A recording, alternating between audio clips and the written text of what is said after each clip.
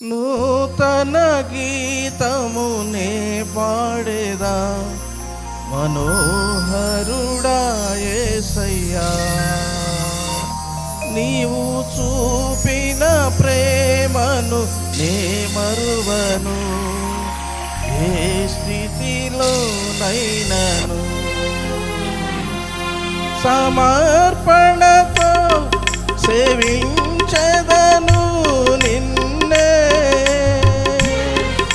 సజీవుడనై ఆరాధించెద నిన్నే. నూతన గీతమునే పాడేదా మనోహరుడా యేసయ్యా.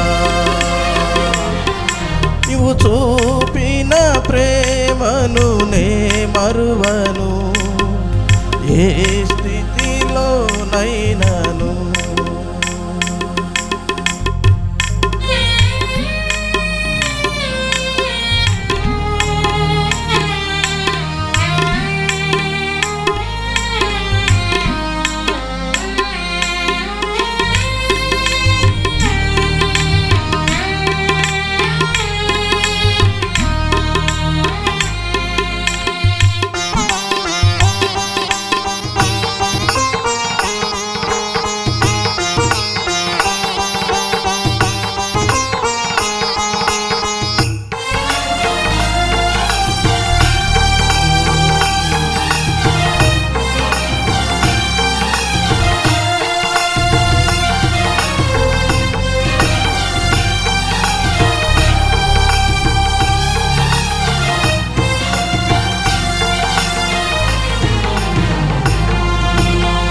కొలువు చేసి ప్రేమించినావు, కోరదగినది ఏముంది నాలో.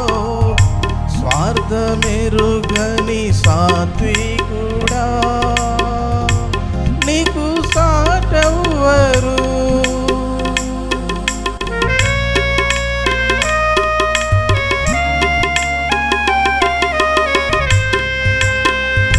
కొలువు చేసి ప్రేమించినావు, కోరదగినది ఏముంది నాలో. స్వార్థమెరుగని సాత్వికుడా, నీకు సాటెవ్వరు.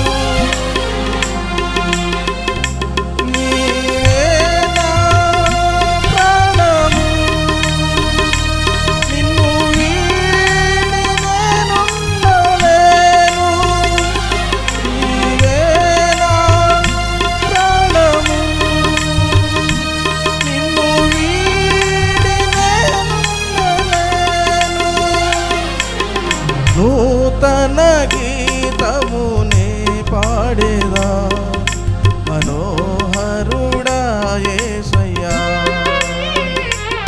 నీవు చూపిన ప్రేమను నే మరువను, ఏ స్థితిలో నైనా.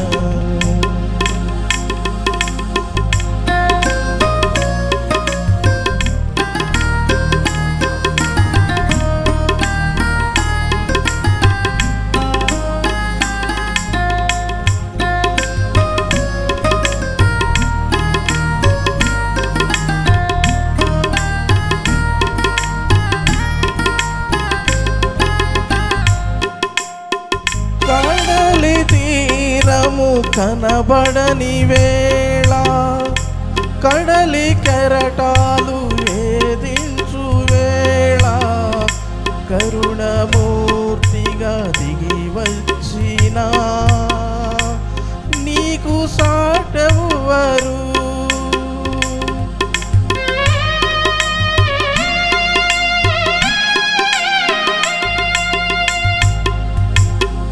కడలి తీరము కనబడని వేళ, కడలి కెరటాలు వేధించు వేళ, కరుణమూర్తిగా దిగి వచ్చిన నీకు సాటెవ్వరు. నీవేనా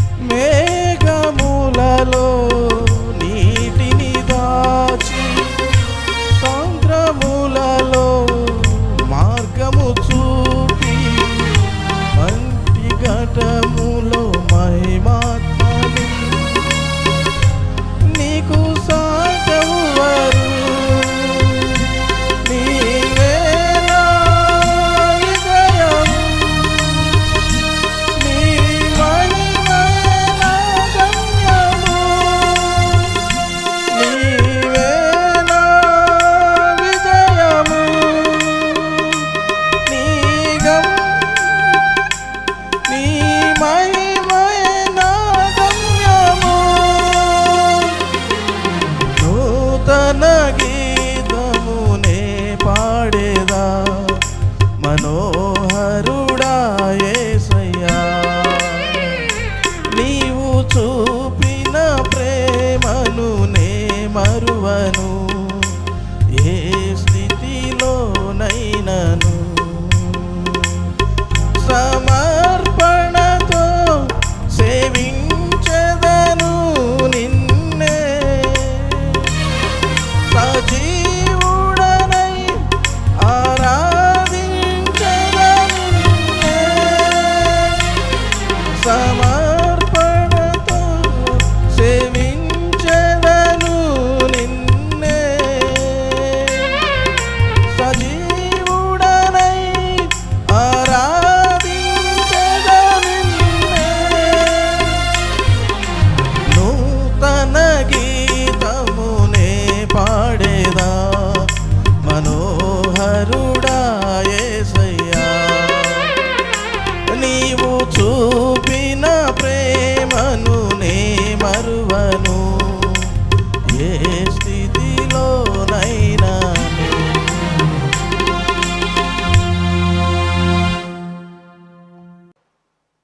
ప్రతి ఒక్కరు కూడా కరములు చాపి కనులు మూసుకొని దేవుని ఆరాధిద్దాం.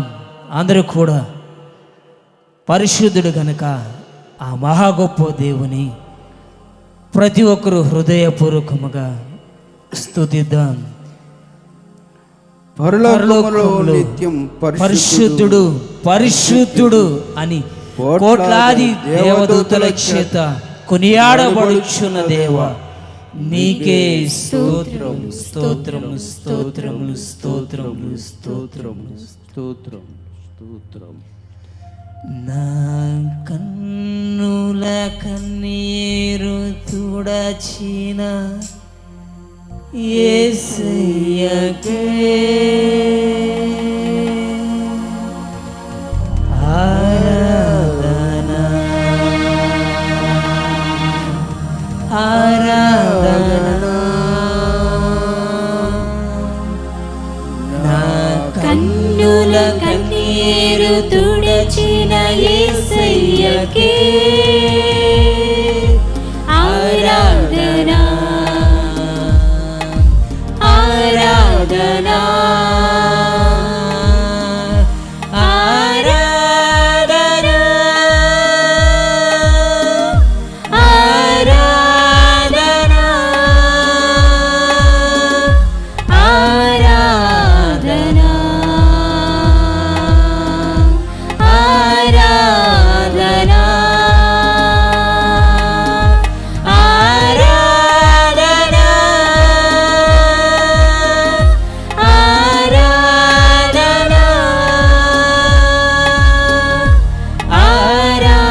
ఆరాధన ఆరాధన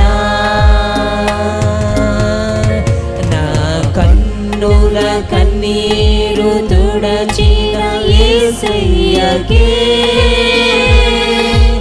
ఆరాధన ఆరాధన.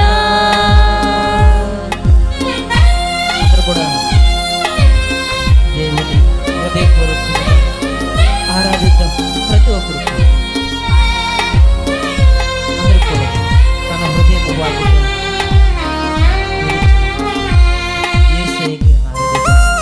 అందరూ ఆరాధిద్దాం.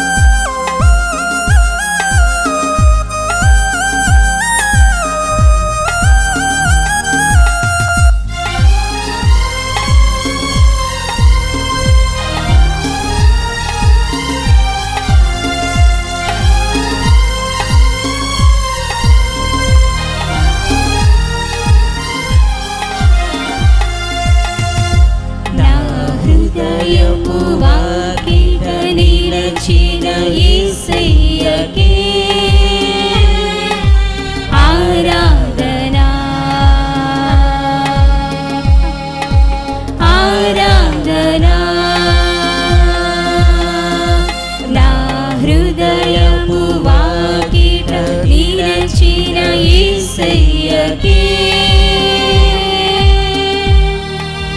ఆరాధన ఆరాధన ఆరాధన ఆరాధన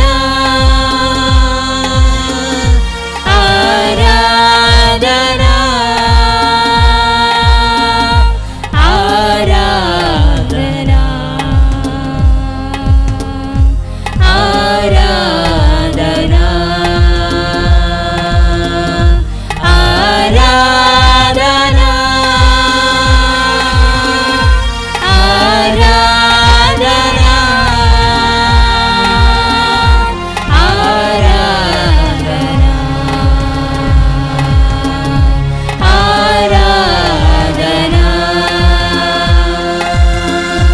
నా కన్నుల కన్నీరు తుడచిన యేసయ్యకే ఆరాధన ఆరాధన అందరూ కలిసి ప్రతి ఒక్కరు కూడా హృదయపూర్వకంగా దేవుని ఆరాధించడం ఏ స్థలంలో ఉన్నా ఎక్కడ ఉన్నప్పటికీ కూడా మనము దేవుని ఆరాధించడం మంచిది.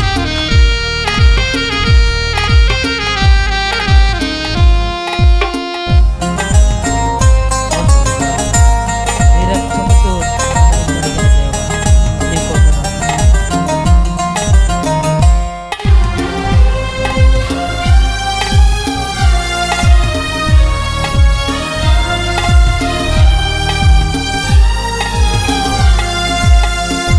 తన రక్తముతో నన్ను కడిగిన యేసయ్యకే ఆరాధన ఆరాధన తన రక్తముతో నన్ను కడిగిన యేసయ్యకే ఆరాధన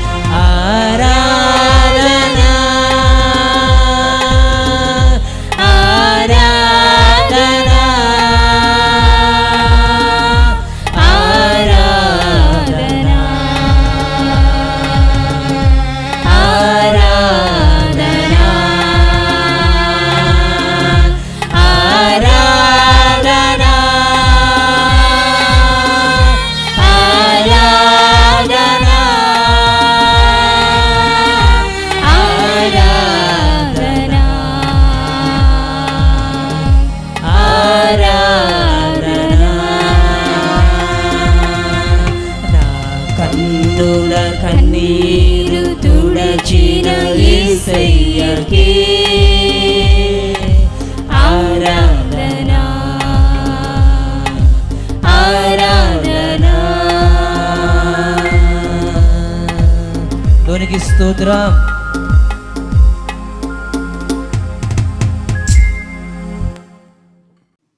దేవుని బిడ్డలందరికీ నా హృదయపూర్వకమైన వందనాలు తెలియజేసుకుంటున్నాం.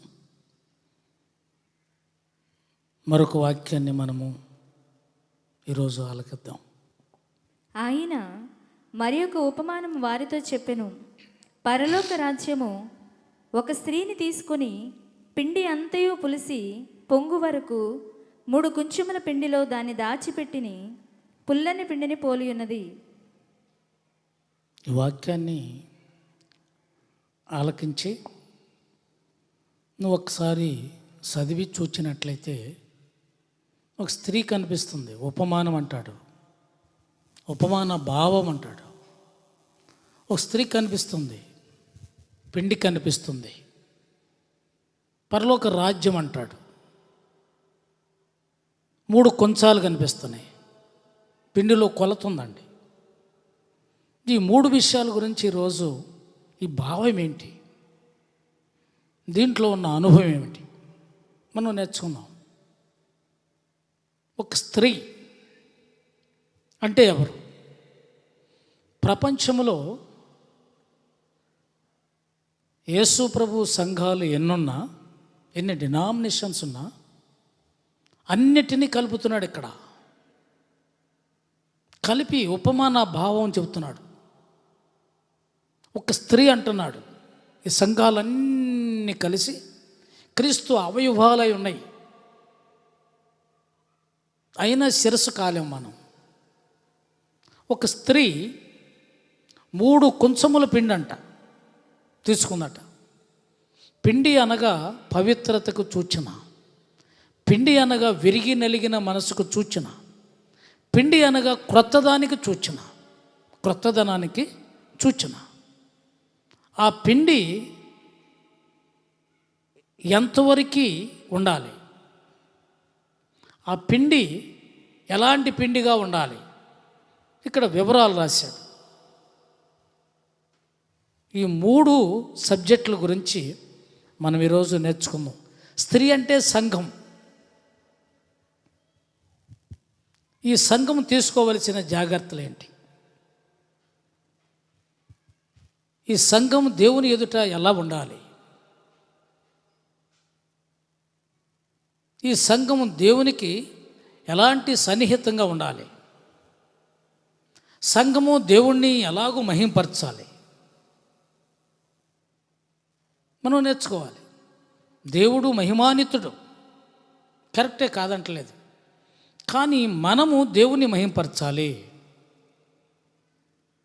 ఆ స్థితిని నువ్వు గమనిస్తున్నావా? సంఘములో ఉండి నువ్వు ఒక స్త్రీవే, పురుషుడివైనా స్త్రీవైనా, చిన్న వయసు కలిగిన వాడే, పెద్ద వయసు కలిగిన వారైనా నువ్వు ఒక స్త్రీవే. రేపు నువ్వు పరలోకం వెళ్ళిన తర్వాత, రాజ్యంలోనికి ప్రవేశించిన తర్వాత నువ్వు ఒక స్త్రీగా మారిపోతున్నావు. దేవుడు నీకు పట్టాభిషేకురాల్ని చేసి రాణిగా భావించి ఆయన నీలో ఉండి నిన్ను కూడా ఆయన లైఫ్ పార్ట్నర్గా చేసి సృష్టికర్త కాబట్టి ఆ బాధ్యత నీకు కూడా నాకు కూడా ఆ స్త్రీకి అప్పగించబోతున్నాడు. స్త్రీకి ఉన్న ప్రాధాన్యత ఎంత అంత కాదు. అందుకని సంఘంలో నీ బాధ్యత ఏమిటి? నువ్వు ఎలా ఉంటున్నావు? నువ్వు ఎలా నడుస్తున్నావు? ఎలా గౌరవిస్తున్నావు నువ్వు సంఘాన్ని? సంఘంలో ఉండి దేవుణ్ణి ఎలా మహిమపరుస్తున్నావు? మహిమని ఎత్తుకుని వారు లోపలికి ప్రవేశించెదరు అని అంటాడు. అంటే దేవుణ్ణి మహింపరిచేది నీ పర్సనల్లో ఉంది అని. సంఘమంతా కలిసి మహింపరిచే కార్యాలు వేరు, నీవు నీ పర్సనల్గా మహింపరిచే కార్యం వేరు. దేవుణ్ణి మహింపరచడం అంటే ఎలా, ఏంటి? దేవుడు చాలామందికి చాలా రకాలైన మాటలు చెబుతున్నాడు. చెప్పినప్పుడు ఆ మాటలు అక్షరాలా నెరవేర్చాలి. బైబిల్ని చూసుకుంటూ పోయేవారు కొంతమంది, దేవుడు ఏమి చెప్పాడో ఆగి ఆ భావాలు, ఈ భావాలు ఎలా తెలుస్తాయి? పిండి అన్నాడు అంటే గోధుమలు తీసుకొచ్చి పిండి చేస్తామా? ఇది చేస్తే సరిపోద్దా? పరలోక రాజ్యం వెళ్ళిపోతామా? భావం ఏంటి? ఆ మీనింగ్ ఏంటి? బైబిల్ చదివేవారికి తెలియదండి ఇది. ఆ భావం ఎరగాలి, అక్కడ ఆగాలి, చదువుతూను ఆగాలి. నీకు తెలవలేదు, అర్థం కాలేదు అనుకో, దాన్ని తెలుసుకో. చదివేసి ఉపమానాలన్నీ 32 ఉన్నాయని అంకి చెప్పేసి వెళ్ళిపోతున్నాను. ఇలా కాదు, ఆగు. అక్కడ ఆగి దానికి ఒక పరిస్థితి ఉందని, దానికి ఒక భావం ఉందని ఎరిగి తెలుసుకో. మొదటిది సంఘం, రెండవది పిండి, 3 కొంచెములు పిండి. పిండి అనగా విరిగి నలిగిన హృదయము. నువ్వు నీ జీవితంలో మూఢత్వములో నుండి బయటకు వచ్చేసి నూతన సృష్టి పొంది ఆ నూతన సృష్టిలోనికి వెళ్ళిన అనుభవం పిండి. చూద్దాం, వాక్యం ఉంది. కొత్త సృష్టి పొందుటయే గాని సున్నతి పొందుటే అందేమియూ లేదు, పొందకపోవుట అందేమియూ లేదు. ఇక్కడ నీకు జవాబు చెబుతుంది వాక్యం. నువ్వు బాప్తీసం తీసుకున్నావా? క్రీస్తు శరీరాన్ని, క్రీస్తు రక్తాన్ని సేవిస్తున్నావా? అనుకుంటున్నావు నువ్వు. నీ దగ్గర నూతన సృష్టి లేదు. అందుకు మాట్లాడుతుంది బైబిల్. ఏమని మాట్లాడుతుందో ఒకసారి చూసుకో. నువ్వు సున్నతి పొందుట అందు ఏమీ ప్రయోజనం లేదు, పొందక పోవటం వల్ల ఏమీ ప్రయోజనం లేదు. నూతన సృష్టి, నూతనంగా మార్చబడాలి. నూతన పరిస్థితుల్లోనికి నువ్వు వెళ్ళాలి. నీ క్రియలు నూతనపరచబడాలి, నీ మనస్సు నూతనపరచబడాలి. పైకి బాగా నటిస్తూ లోపల మనస్సు మారలేదు, సృష్టించబడాల. నువ్వు నూతన సృష్టిలోనికి నువ్వు వెళ్ళలేదు. నువ్వు పిండిలాగా మారలా, ఆ గోధుమ గింజలాగానో ఏదో ఒక గింజలాగానో నువ్వు ఉండిపోయావు. మూఢత్వంతో, మూర్ఖత్వంతో, మొండితనంతో నేనే యేసుప్రభువుని నమ్మాను, రక్షించబడ్డాను, బాప్తీసం తీసుకున్నానని అక్కడ ఆగిపోయావు. అది చెల్లుబాటు కాదంటుంది ఇక్కడ. ఈ లేఖనం దగ్గరికి వచ్చేప్పటికి నువ్వు దొరికిపోయావు, సైతానికి దొరికిపోయావు. పట్టుకుంటుంది. ప్రతిపక్షం ఊరుకోదు. అధికార పార్టీ తప్పు చేస్తే ప్రతిపక్షం ఊరుకోదు, పట్టుకుంటుంది, మాట్లాడుద్ది, నిలదీసుద్ది. తీసుకురా, ఎవరున్నారో జడ్జిమెంట్ని తీసుకురా. జడ్జిమెంట్ కావాలి అక్కడ నీకు. బైబిల్ అంతా లాతో కూడింది. ఆ లా నీకు అర్థం కాక నువ్వెక్కడో ఉండిపోయి నీకు అర్థం కాని వ్యర్థ ప్రలాపంతో నువ్వు నడుస్తున్నావేమో. ఏంటి పాస్టర్ గారు గద్దించినట్టు మాట్లాడుతున్నాడు అన్న ఆలోచన నీకు కలగొచ్చు. ఇలాగూ చెప్పినా అర్థం కావట్లా. ఇప్పుడున్న విశ్వాసులకి ఇలాగూ చెప్పిన అర్థం కావట్లా. నువ్వేనా చెప్పబోయానే వినో అనే ఫీలింగ్తో ఉండిపోయారు. పరలోక రాజ్యం లేదు, పాడు లేదు, యేసుప్రభు నమ్ముకుంటే మాకేదో సూట్ కేసులు డబ్బు వస్తుందని ప్లానింగ్తో మేము వచ్చాము. ఆ పాస్టర్ గారు ఏదో రొట్టి రసం తీసుకోమన్నాడు, బాప్తీసం తీసుకోమన్నాడు, తీసుకున్నామని చాలామంది ఉన్నారు. అలా ఉండొద్దు. ఈరోజు యేసుప్రభు నువ్వు నమ్మలేదా? నమ్ము.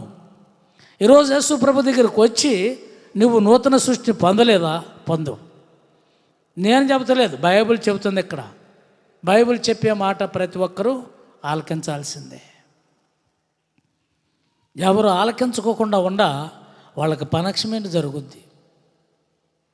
అందుకు ఒక్కొక్కళ్ళతో ఒక్కొక్క రీతిగా చెప్పిస్తూ ఉంటాడు యేసుప్రభు వారు. వీళ్ళందరినీ పాఠాలు చదివించి ఈయనకి అందిన అందరూ చదివింది ఒకే కాలేజీలో బైబిల్ క్లాసు. కానీ అతను బాగా చెబుతున్నాడు, ఇతను కొంచెం డౌన్ అయ్యాడు. ఇతను సత్యం చెబుతున్నాడు, అతనేమో కొత్త కొత్త మాటలు, కల్పించిన మాటలు చెబుతున్నాడు. ఇట్లా ఉంటుంది అన్నమాట. తరగతులు ఒకటే తరగతి చదివారు. ఇలా ఉంటాయి మార్పులు. అందుకని పాస్టర్స్తో చెప్పిస్తూ ఉంటాడు.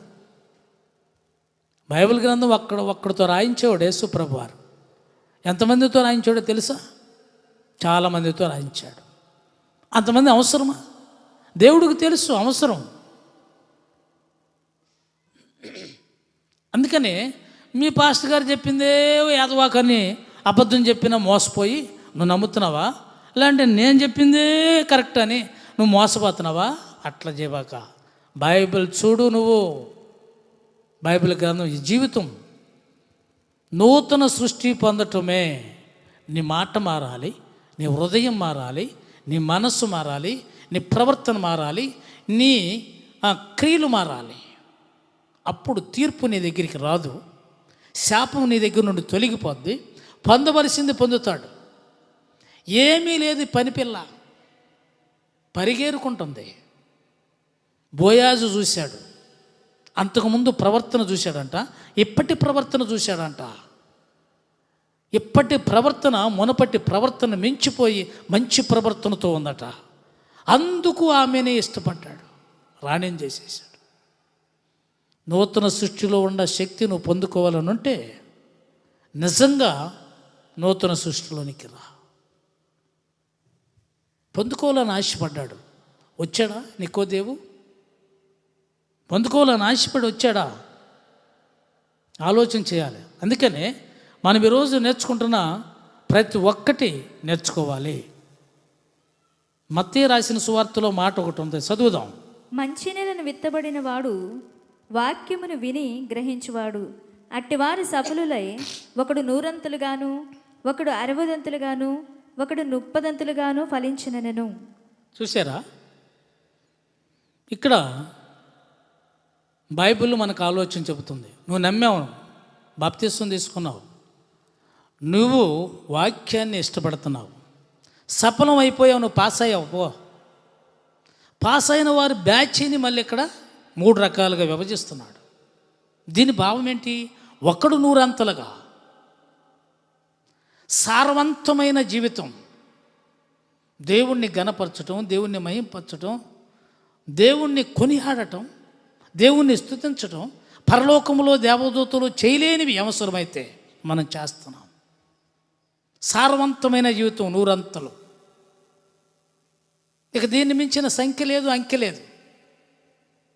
అందుకని సారవంతమైన జీవితం మనం జీవించాలి. అలాగూ జీవించిన వ్యక్తి ఎవరు అనేది చూస్తే అబ్రహాం ఇంట్లో 3 ఉన్నారు. ఒకటి అబ్రహాం యేసు ప్రభు వారి దగ్గరికి ఏం తీసుకొచ్చాడు?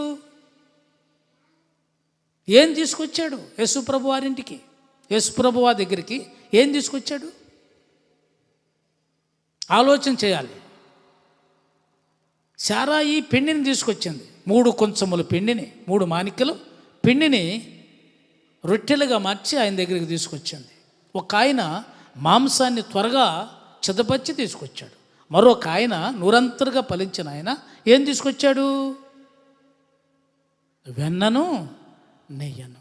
అంటే సారవంతమైనది.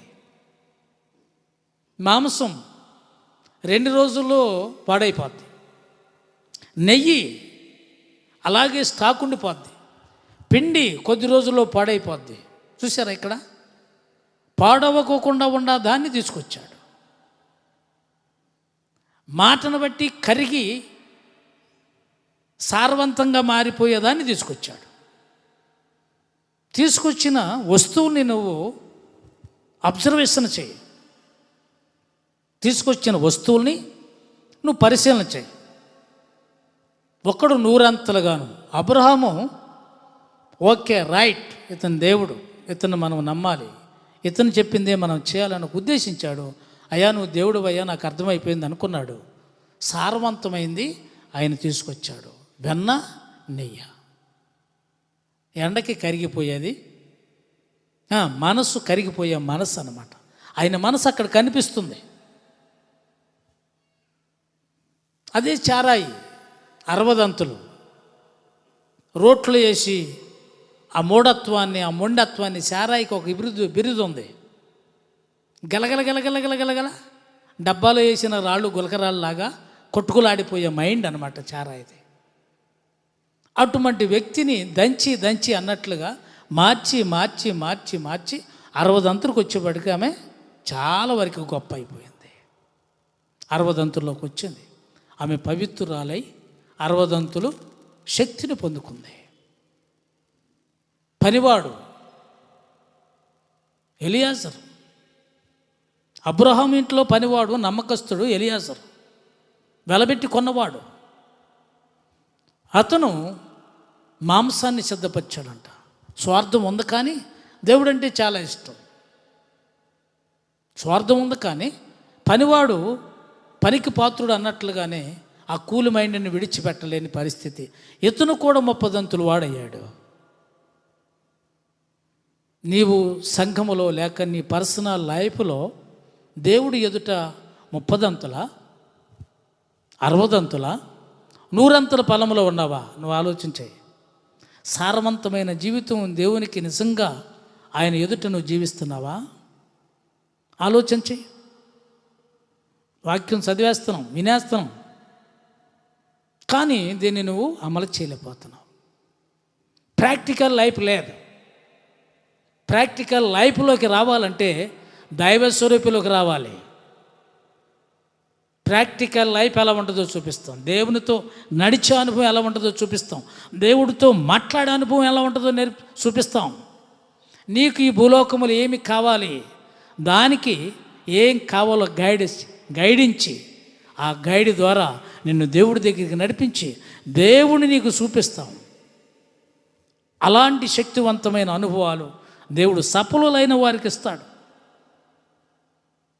నువ్వు సఫలమైతే రా, సఫలం కాకపోతే నువ్వు దేవుణ్ణి ఎరిగి తెలుసుకుని దేవుని వద్దకు వచ్చి ఉపమాన భావాలు మనం నేర్చుకుంటున్నాం. పరలోక రాజ్యం వెళ్ళటానికి ఏం కావాలి? పిండి తీసుకుందో ఆమె అంటే పవిత్రురాలైంది. మూఢత్వాన్ని, మూర్ఖత్వాన్ని, మొండితనాన్ని విడిచిపెట్టేసి పవిత్రురాలైపోయి పిండిగా మారి ఆయనకు ఆహారంగా మార్చబడింది. నీవు నీ జీవితంలో దేవుడి కొరకు నువ్వేం చేస్తున్నావు? ఏమైనా చేస్తున్నావా?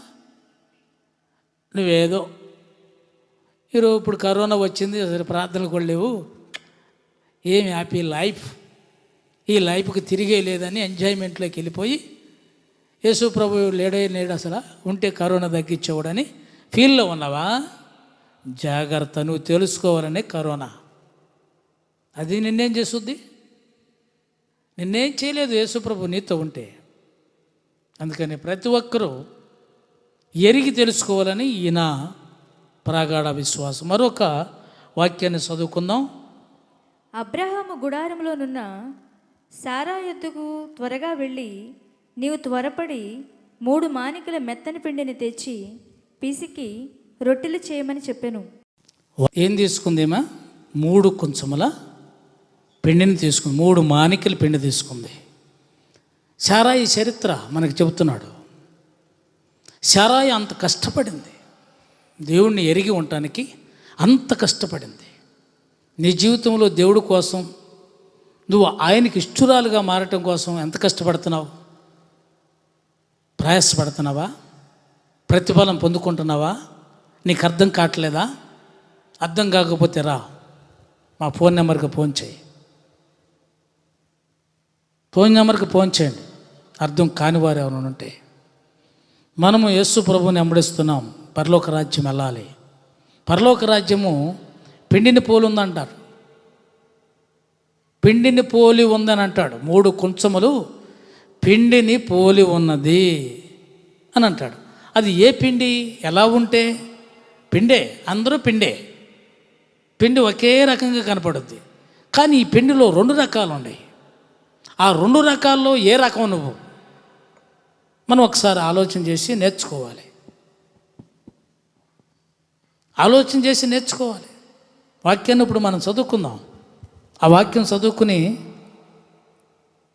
మీరు పులిపిండి లేని వారు గనుక క్రొత్త ముద్ద అవుటకై ఆ పాతదైన పులిపిండిని తీసి పారవేయుడి. ఇంతేకాక క్రీస్తు అను మన పస్కా పశువు వధింపబడెను.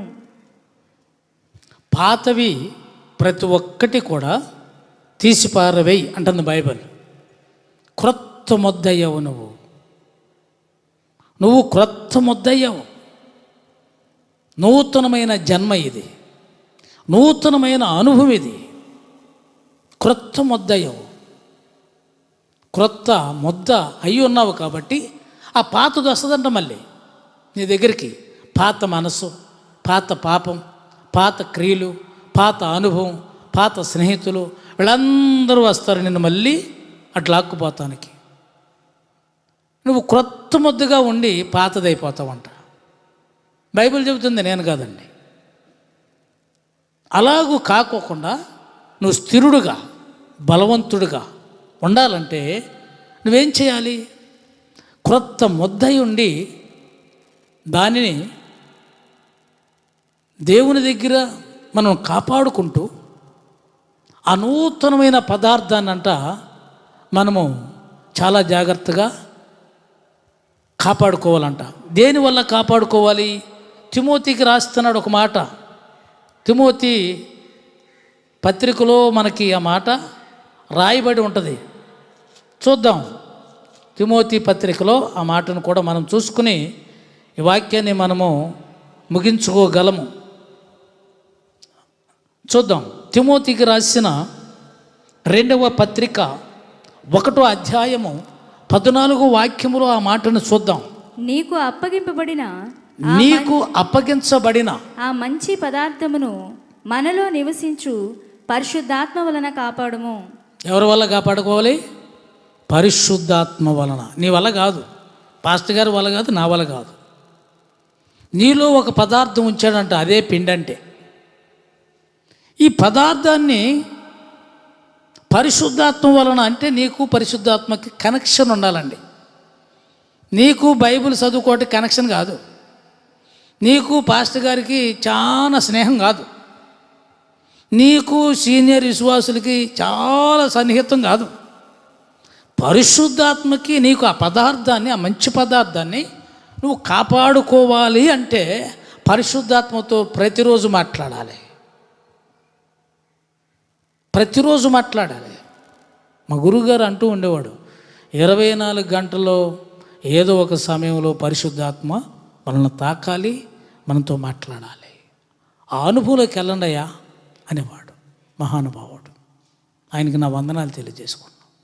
ఆ అనుభవంలో ఉండాం మేము. ఇప్పుడు నువ్వు కూడా ఆ పదార్థాన్ని కాపాడుకోవటానికి పరిశుద్ధాత్మ వలన కాపాడుకోవటానికి ఆ శక్తి కావాలా? రా. ఏం చేస్తే పరిశుద్ధాత్మ వచ్చి కాపాడుతాడని నేను చెప్తాం.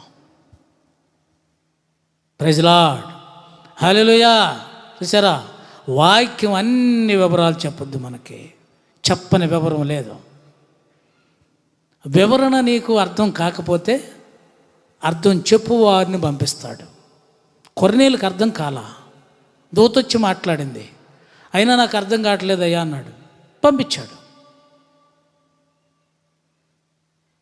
చూసారా? అలాగే ఫిలిప్పును ప్రేరేపించి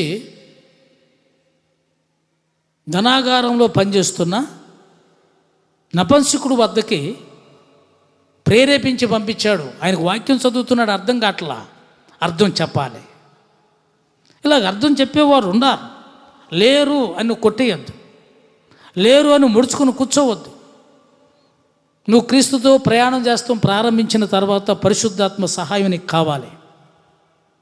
ఉందా లేదా అనేది నీకు తెలత్తలు. ఇప్పుడు ఉన్న సంఘాలకి చాలామందికి అర్థం కావట్లా. నన్ను వాడుకుంటున్నాడు కాబట్టి, నా దగ్గరికి డబ్బులు వస్తున్నాయి కాబట్టి, ఇలాంటి నన్ను ఇప్పుడున్నా ఎవరు అనుకోకూడదు. మంచి పదార్థాన్ని కాపాడుకోవటానికి కావాలి ఆయన. నీకు సూట్లు బూట్లు ఎత్తానికి, ఇలాంటి నీకు ఆస్తి అంతస్తు ఎత్తానికి, కార్లు మేళ్ళు ఎత్తానికి కాదండి.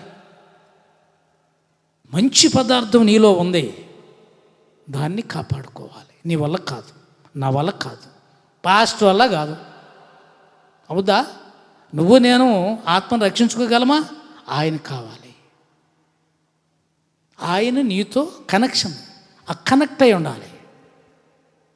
ఉండగలిగితేనే ఆ మంచి పదార్థాన్ని మనం కాపాడుకోగలం. అందుకని ఒకసారి ఆలోచించేయండి. మూలవాక్యములో ఉన్న మాటను మనం చదువుదాం. ఆయన మరి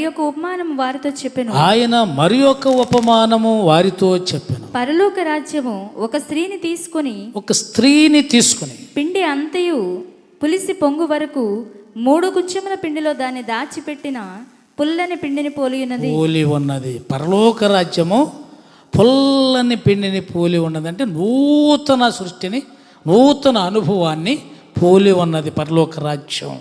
నువ్వు పరలోక రాజ్యానికి నేను వెళ్తానని నువ్వు స్టామినా, నువ్వు ముద్రేసుకున్నావు. ఇక్కడికి వచ్చిన తర్వాత నువ్వు దొరికిపోయావు. క్రొత్తగా మారాలి. నీలో ఉన్న క్రొత్తదనాన్ని మళ్ళీ కాపాడుకోవాలి. ఈ అనుభవం నీకుందా? ఈ అనుభవం నువ్వు నేర్చుకుంటే నువ్వు పాస్ అయినట్లే. నువ్వు దేవుని దగ్గరికి పరలోక రాజ్యానికి వెళతావు అంతే. ఈ అనుభవం నేర్చుకోలేదు, నేనేదో అది ఉంది ఇది ఉంది అది చదివే ఇది చదివా, ఈ కాదు. నీ లైఫ్కి ముందు బేస్ ఒకటి కావాలి. ఆ బేస్ ఆ పునాది వేసుకుని ఆ తర్వాత నువ్వు కట్టడాలు ఎన్నైనా కట్టుకో అంటది బైబుల్.